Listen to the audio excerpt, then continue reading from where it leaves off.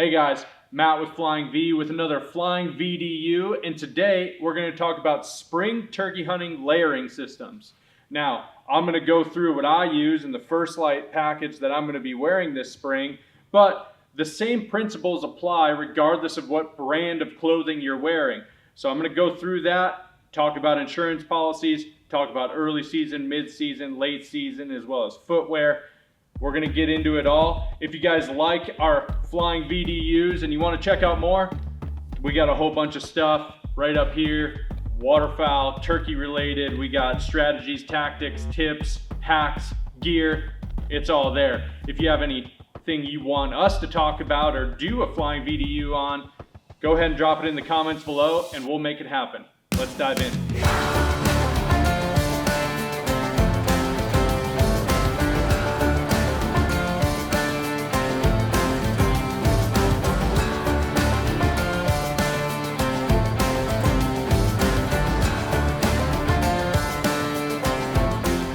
Spring turkey hunting comes with a variety of different weather conditions, right? You have everything from cold and potentially snow, wind, rain, something very chilly, all the way to 80 degrees and sun, hot. And in this wide gamut of weather conditions, you got to be prepared for anything, especially if you are only going hunting for a week or you're coming out west maybe for a trip and you want to be able to maximize your time experience in the field. You need to be prepared for everything. What I've laid out here is a very simple yet reliable setup for you to be able to learn from or add to your system. This is what I use, and this basically covers me all the way from April 15th through May 31st. That cold wind, rain crap, all the way to that really hot, sunny, late season type hunting. So every good apparel system, gear system that you're going to be using is going to start with a really solid base layer. I'm using the FirstLite Yuma Hoody. By the way, all of this camo here, this pattern is called the Spectre. That comes with a little bit more green. It looks really, really good in our country, especially in the timber. But the Spectre pattern is the pattern of choice for us. When I think about a base layer on top, I think about something that needs to wick moisture really, really fast, right? That is the primary reason for me wearing a synthetic base layer. I like the moisture wicking capabilities of a synthetic base layer over a merino base layer. Now, I have worn merino base layers in the past. There's nothing wrong with them. I just prefer to have that quick, fast drying period over the merino that has a little bit longer drying period, but inherently doesn't stink as much. This Yuma Hoody works really well for that. It doesn't smell. I wore it a handful of days in a row last year on hot days. It doesn't stink like some other lightweight synthetic base layers I've used in the past. This thing is pretty awesome. And then on the pants side, I don't wear any base layer. I don't wear like a synthetic base layer to wick moisture. My legs don't really sweat. I don't wear anything to keep me warm from a long john standpoint. What I do is I determine what I'm going to wear or what I'm going to need based on an uninsulated pair, and this is the 308, or an insulated pair, which is the Line 308. The Line 308 has a fleece backer. And this thing I have worn from, by itself all the way 20 degrees or less by itself, and it keeps me warm. So I will opt to wear this early in the season and then the unlined version later in the season. So you're still getting the durability, fit, and function of the 308 pant that you like in the lined or unlined for both. They're exactly the same. They fit the same. One's got a fleece lining, one doesn't. I really like the fleece lined version, and I wear it more often than not. That's your base. As I move up, I will wear some sort of mid layer.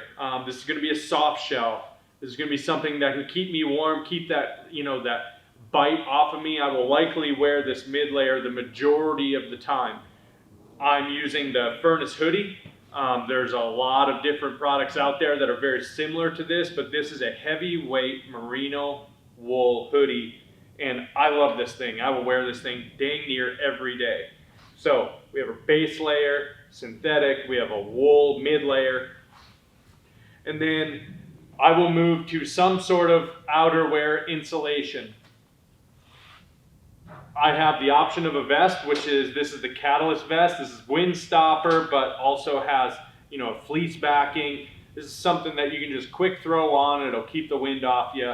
It's not super warm, but, you know, paired with the furnace hoodie or paired with some sort of mid-layer like the furnace hoodie, it can provide just that little bit of extra warmth that you need to keep going. More often than not, I will wear something like this, and this is the Source Jacket. And I'm going to pull this out here. It does not have a hood on it because I will wear likely this hood or this hood. So I opted for no hood. And this thing is really breathable. It's really warm. It cuts the wind enough that you don't know it's there. It's not a wind stopper, but it does cut the wind enough to take that bite off. And there's a lot of times when I end up wearing this all the way past lunchtime. It could be 60 degrees, 70 degrees, and I'm getting warm, but I'm still comfortable enough to keep hunting. And then when the hunt's over or I'm done, I stop, take it off, and maybe I'm just wearing the furnace hoodie. But this Source Jacket is one that I really, really enjoy. Any sort of soft shell, high loft insulation as an outer layer is my choice. For sure. I've went through a lot of different stuff. I don't like anything hard shell on the outside, so you notice all of this stuff is really soft and quiet, and I just don't want it loud, right? So this has that brushed base to it. It's made more for whitetail hunting, so it has that silent aspect taken into consideration. I really like that Source Jacket. In addition to that, I'll always carry some sort of rain jacket.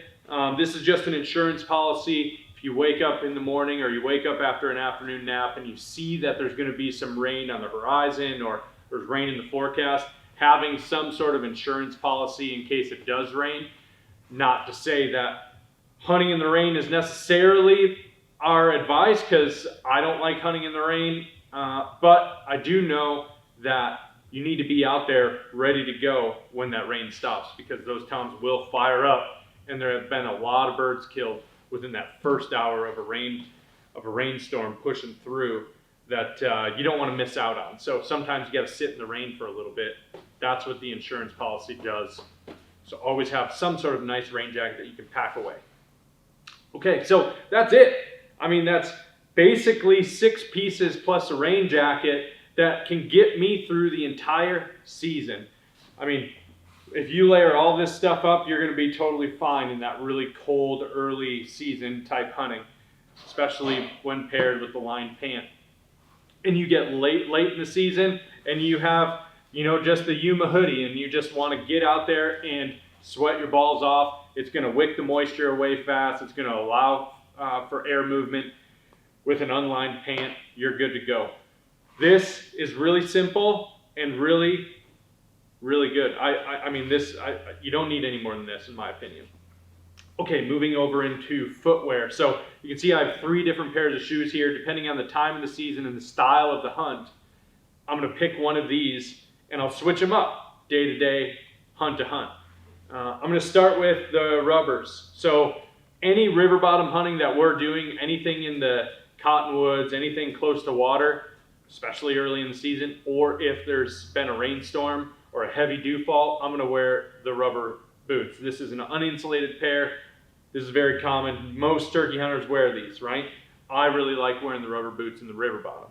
As soon as I get to the hill country, I'm going to opt for either like a really super lightweight type trail running shoe, or like a nice hiking boot like this. These are the Schnee's Beartooth uninsulated boots. I mean, I've been wearing Schnee's Beartooths for 10 or 12 years now. This is my second pair. I really like wearing these. They are uninsulated. Your feet will sweat if you're hiking a ton in them in the hot weather, but they provide great support. Really recommend these. These are an awesome boot. What I prefer to wear would be something more like this. Now, this is a Salomon Speedcross. I've gone through a number of different Salomons, and I buy new Salomons almost every year. But these shoes are really light, really fast. And so I like having the ability to just get out and run around and not have this big heavy boot. Now, there is a in-between option of these, but I like going mega lightweight or heavy duty, right? So I opt for one of these two. If it's going to be dry, there's no dew fall, there's a little bit of wind, whatever, and I know I'm going to be hiking a long ways, there's a chance that I opt to wear these. But these are not Gore-Tex, they are not waterproof. So if there is dew on the ground and your feet get wet, you will build blisters because of that slippage motion that you get inside of your shoe when they get wet. So plan accordingly, but I do usually bring all three options with me on basically every hunt because I never know what situation I'm going to get into. Working down to accessories, I personally like fingerless gloves. So I bring 2 pairs just in case I lose the right or left of any one, but I'm able to wear these basically the entire day on every single hunt. Now, sometimes your fingers do get cold, but during turkey season, at least for us, we're hunting from April 15th to the end of May. It's not so cold that your fingertips are getting cold. It's not like waterfowl hunting where it's negative degrees outside. I like a fingerless glove. It keeps your hands nice and warm. You get the concealment coverage of them, but you still have the dexterity for whatever you need, whether it's running a striker or running a box call, or you need to grab something, run a knife, run a saw, whatever it is. The fingerless gloves I personally really like. I always carry an extra set of merino gloves just in case I lose something or somebody else needs them that's hunting with me. Carry a wild rag with me, covers up my neck. That's just kind of a trademark of ours. And then Darn Tough socks. Wouldn't go any other route aside from Darn Tough. Truth is, these socks, if you don't know about Darn Tough socks, they will withstand everything. They will last multiple seasons. They hold their form. They wick moisture, and they have a lifetime, no questions asked warranty. These things are bad to the bone. If you don't have a pair, get a pair. This will last you, 1 pair will last you all season. You can wear them every single day and only wash them 1 time. Badass socks. Ending this whole thing with the FHF Pit Duffle. Now this is the 60, and this thing will fit all of this gear no problem. It's waterproof, it's got a durable bottom, it's got a roll top with a zipper. You go ahead, throw your stuff in here, throw it in the back of the truck, regardless of if it's raining or whatever the case may be. Your clothes are going to stay dry. There's no organization to the inside. It's just a big open top duffel, right? But I like that because I can throw my boots in there. I can throw everything in there, keep everything contained, and we're good to go. So that is what I will bring on basically every single turkey hunt this season, whether it's early season or late season. I'm going to be running some sort of layering combination of this, what I got here. So I hope this is helpful. If you guys like this video, subscribe. We're very appreciative of all the support here. Go ahead and like and subscribe. If you have any questions or you want us to talk about something, do a flying VDU on something else, throw it in the comments below and we will get back to you. We appreciate it, guys. See you in the next one.